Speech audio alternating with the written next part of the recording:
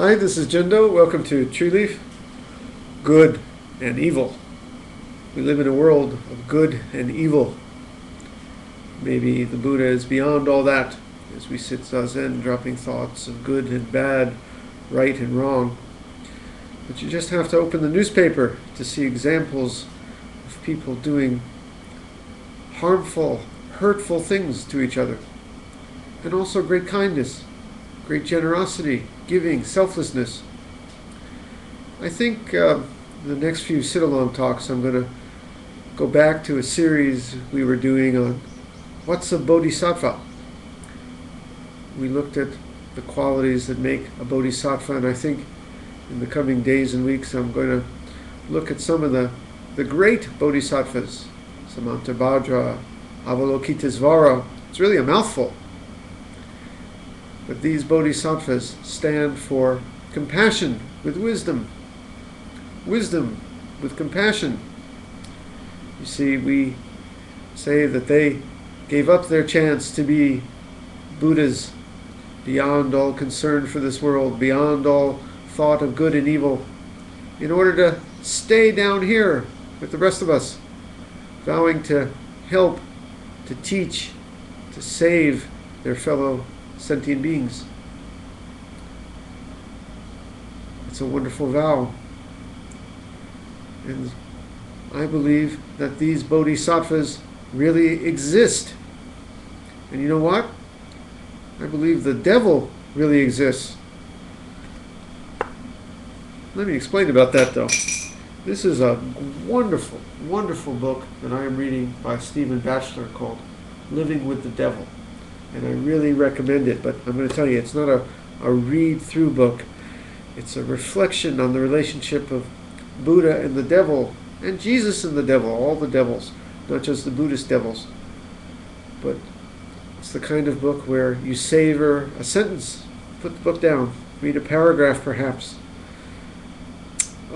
It's not a book I'm going to be rushing through. As a matter of fact, I read a page or a paragraph or sometimes just a few words, and just that's enough.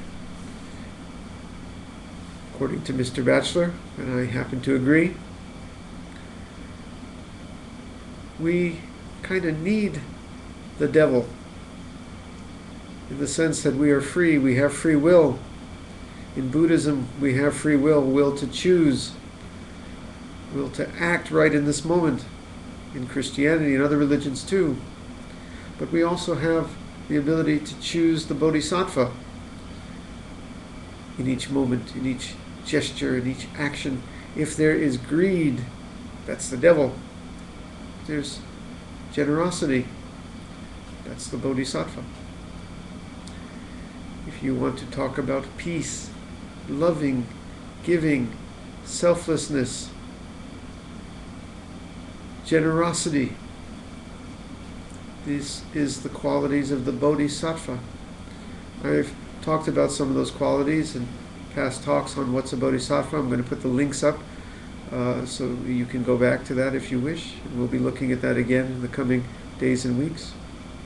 But if there is anger, greed, selfishness, jealousy, violence, well, there's the devil. The Buddha, as he was sitting under the Bodhi tree, wrestled with Mara, who threw every temptation his way. Power, greed, pretty girls. And the Buddha decided that he was free of that. The Buddha's life in this world, for the years he was alive teaching, it's a little confusing whether he was a Buddha who just was living like a bodhisattva, or a bodhisattva who was a Buddha.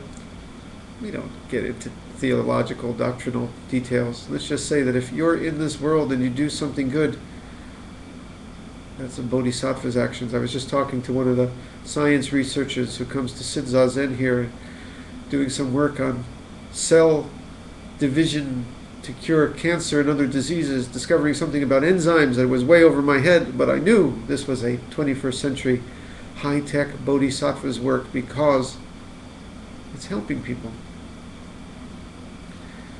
You can be generous in giving the teachings. It's not just giving money, though people need to eat. It's not just making peace where there's war, though people certainly benefit like that. It's also teaching in any way the lessons of Buddhism which free the heart. But on the other hand, if you cater to greed, if you cater to anger, that's the devil's work. And I said that I believe that there are bodhisattvas and devils. And the reason is very simple. They're a true force in the universe. And let me explain why. They're in your heart and my heart and everyone's heart. And when you do a drop of a good thing, that's a drop of goodness and beauty added to the world. And when you do something harmful and bad and ugly, that's a drop of ugliness added to the world. You see, the devil is real in our hearts. And Canon and the other bodhisattvas are real in our hearts. We can make them real through manifesting them, and I've even seen some cases in recent weeks where Zen and Buddhist teachers of many years have shown that, well, maybe we're never done wrestling with the devil and living with the devil so long as we're alive. And hopefully we can just simply manifest the beauty of the Bodhisattva. The Bodhisattva, so beautiful, right here. Shall we sit with that?